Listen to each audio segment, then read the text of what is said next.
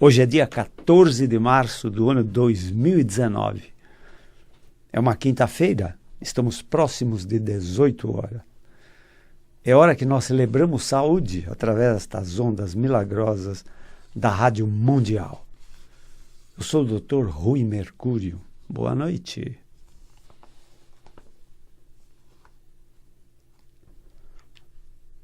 Nós cuidamos de nossos doentes com transtornos músculo-esqueléticos, cujo acento principal é o binômio dor e incapacidade física.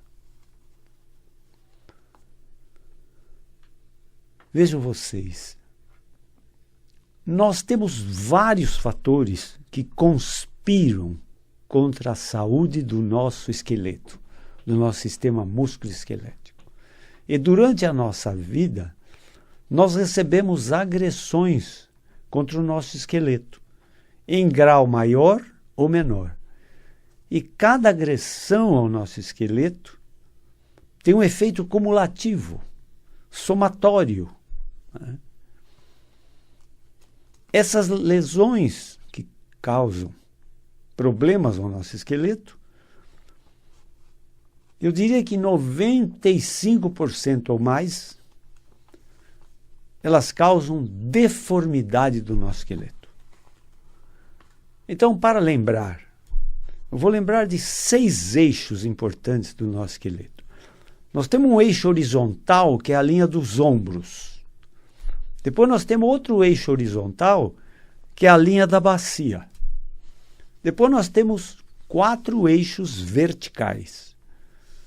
Um eixo que corresponde cabeça-pescoço, um eixo que corresponde coluna dorsal ou torácica lombar, e 2 eixos que correspondem aos eixos das nossas pernas, dos membros inferiores, que são verticais. Qualquer alteração no alinhamento desses eixos causam problemas do nosso sistema músculo-esquelético, causam os transtornos músculo-esqueléticos, cujo acento principal se manifesta como dor e incapacidade física. A dor é um sistema muito subjetivo, né? E a dor do sistema músculo-esquelético pode se manifestar como dor de cabeça, dor no pescoço, dor nos ombros, nos braços, dor na região torácica, dor na região lombar, dor ciática, dor nos quadris, peso, cansaço, queimação nas pernas, dormências, formigamentos, dor nos joelhos, dor nos tornozelos ou nos pés. Entendeu? Então vejam bem, essas dores são manifestas através das lesões que recebem ossos, músculos, vasos, articulações, tendões e nervos, ou raízes nervosas. Então, essa manifestação de dor, então, ela tem 2 fontes principais dessa manifestação. Primeiro, existe uma dor eminentemente chamada articular. Então, quando alguém chega para mim e diz, eu tenho uma forte dor no joelho, eu vou tirar uma radiografia e vejo um grande desgaste da cartilagem articular. Então, essa dor é uma dor tipicamente articular. A coluna vertebral tem 100 articulações, 100 articulações. Né? Então, ela é sede frequente de dores articulares, que acontecem desde a primeira vértebra cervical, que sustenta o crânio, até a região última lombar, diria lombar sacral. Né?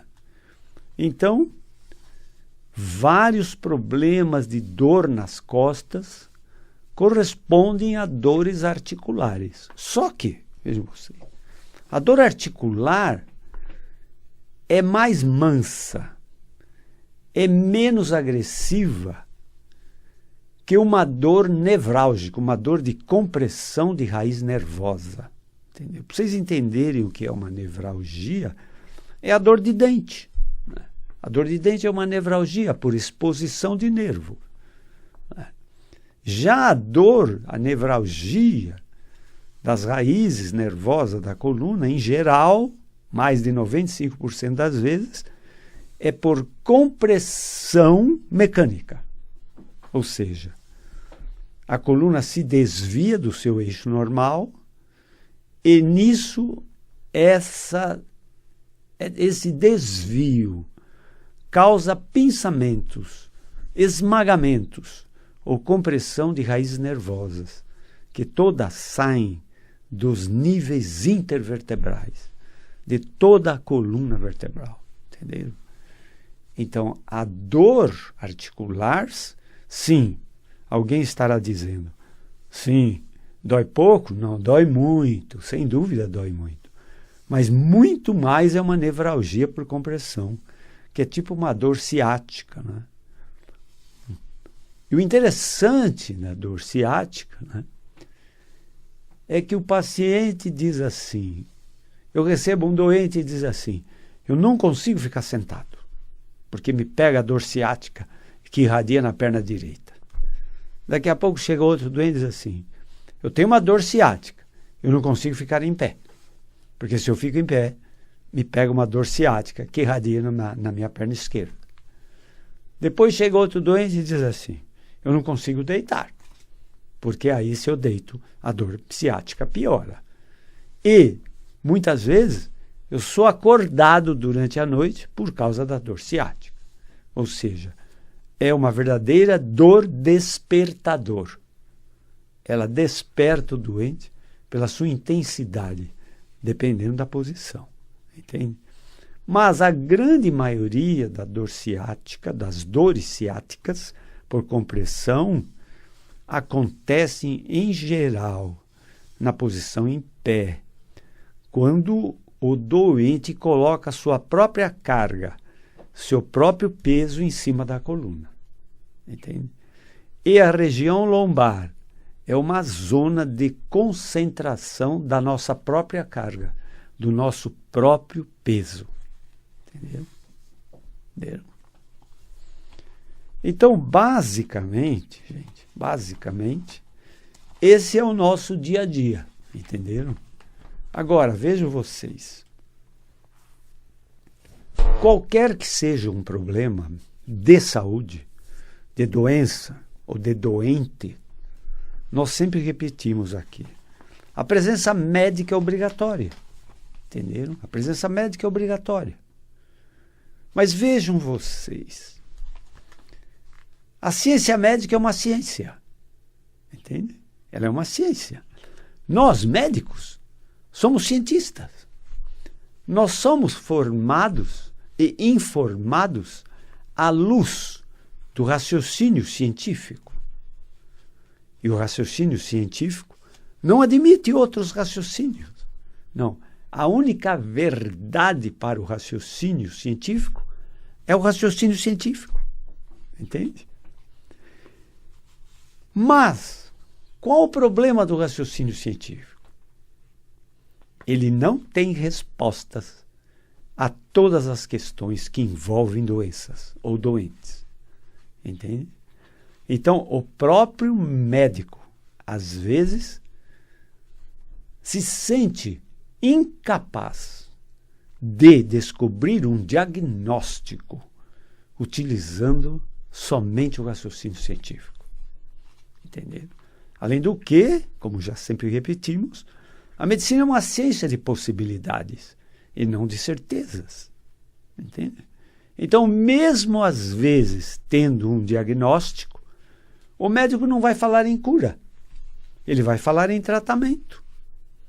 E se há uma melhora, ou até uma própria cura, ele vai dizer resultado satisfatório. Entende?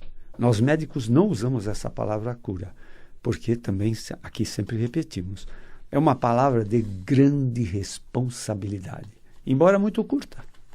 Cura. Né? Entende?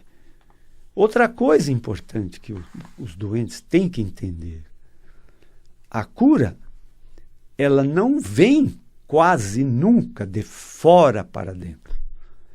ela vai acontecer, na maior parte das vezes, de dentro para fora. Entendeu?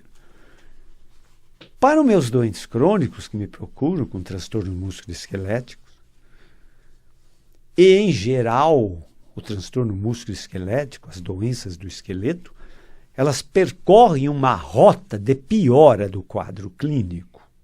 Entende?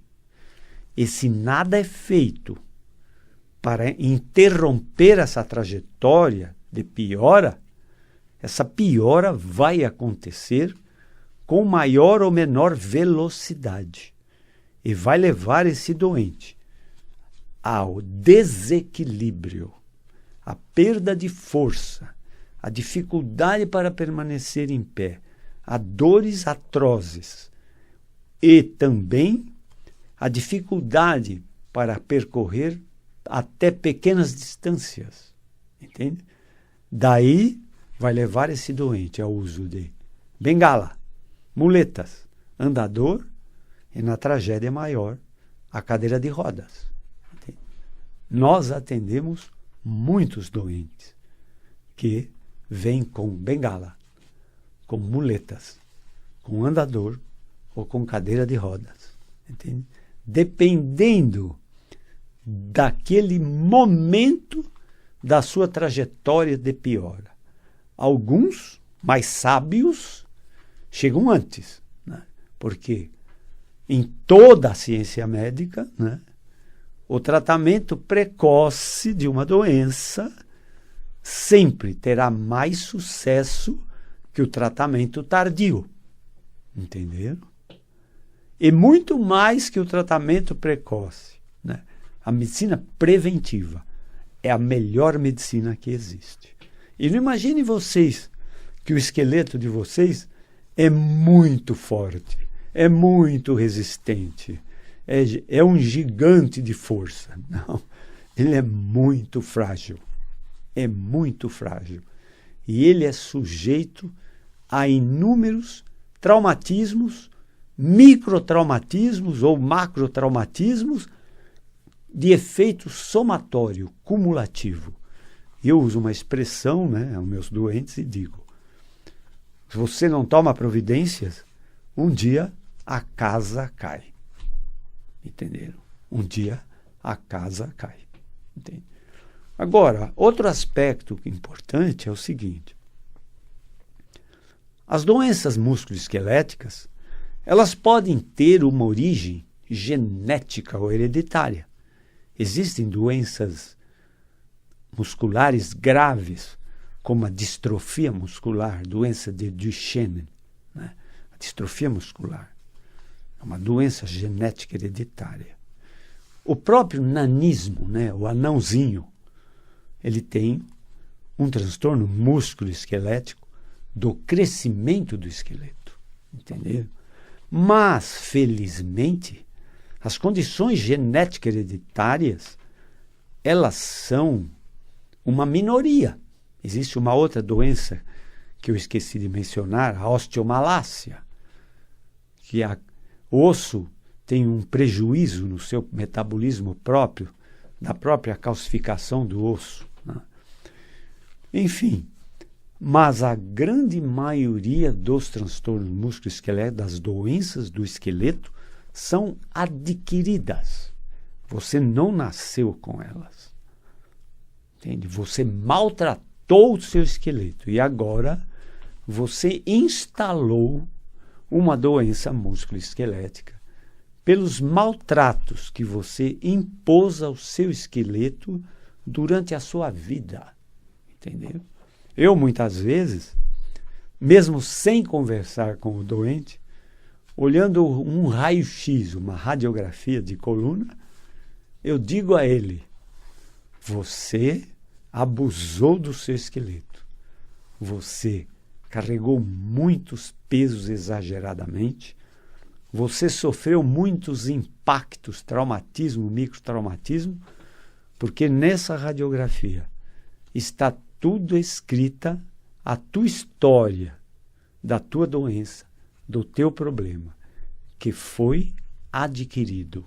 Se você quer encontrar o culpado dessa doença, basta se olhar no espelho, que você vai ver quem é o culpado desse mal.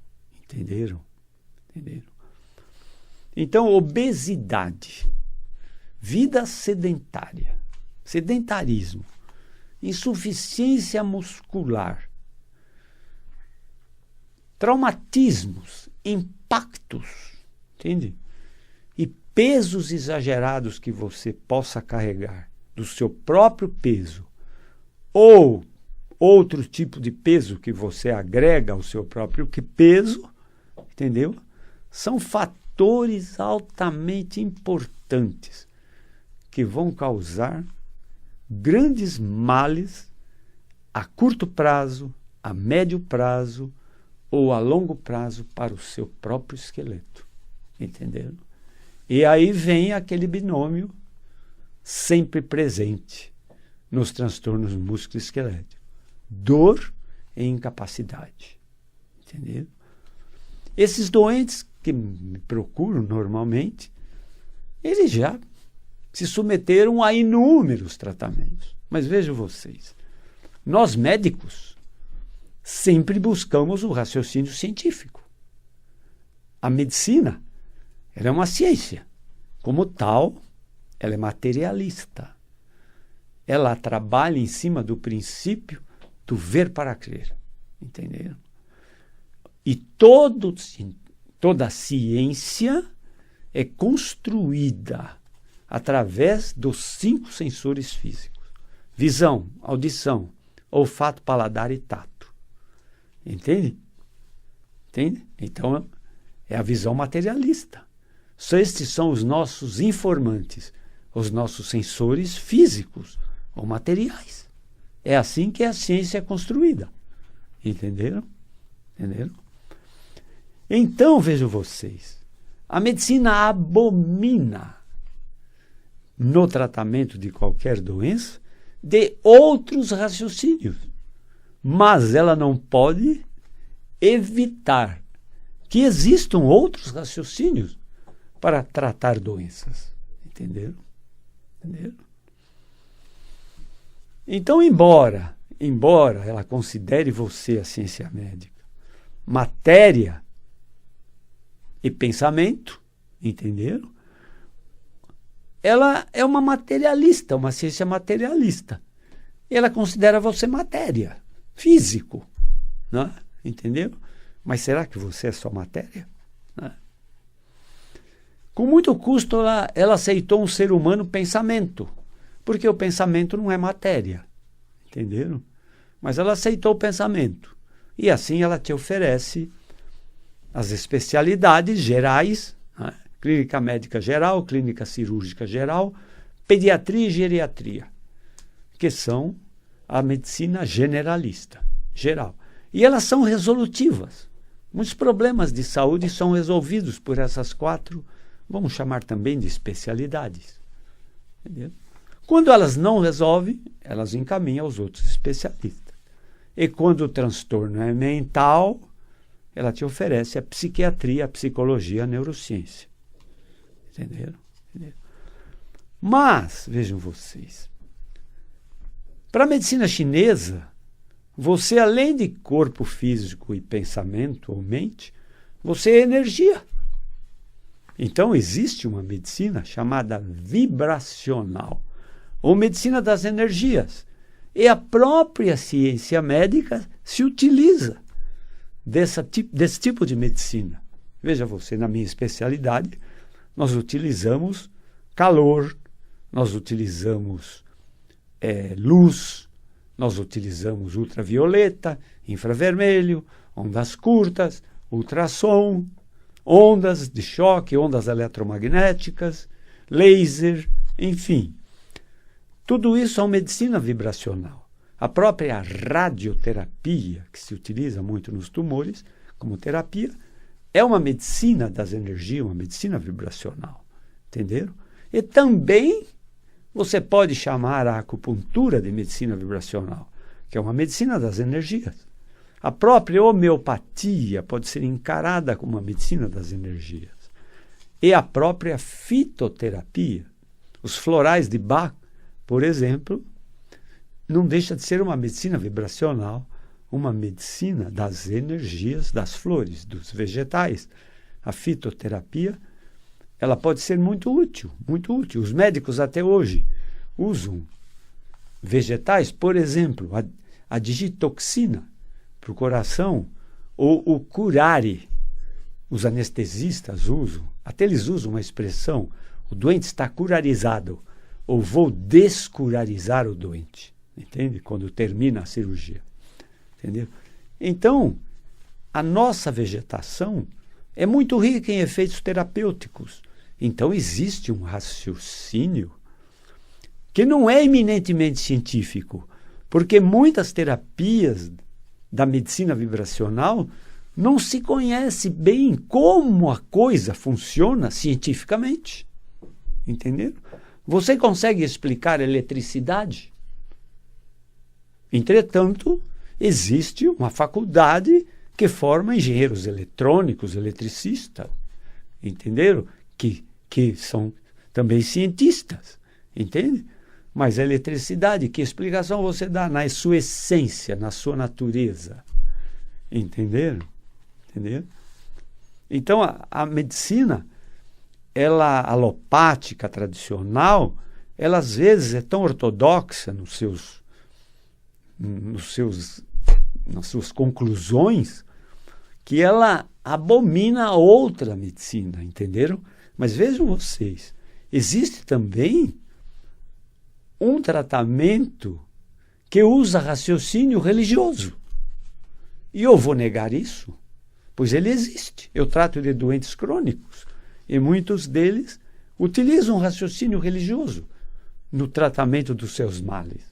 E eu diria mais, mesmo como médico, que a fé religiosa é um grande aliado do doente no tratamento de doenças, principalmente das crônicas. Entende? A oração é poderosa, entende? E isso já é cientificamente comprovado, entenderam? Então existem outros raciocínios não científicos e nem às vezes aceitos pela própria medicina. Eu mesmo sempre dou o seguinte exemplo.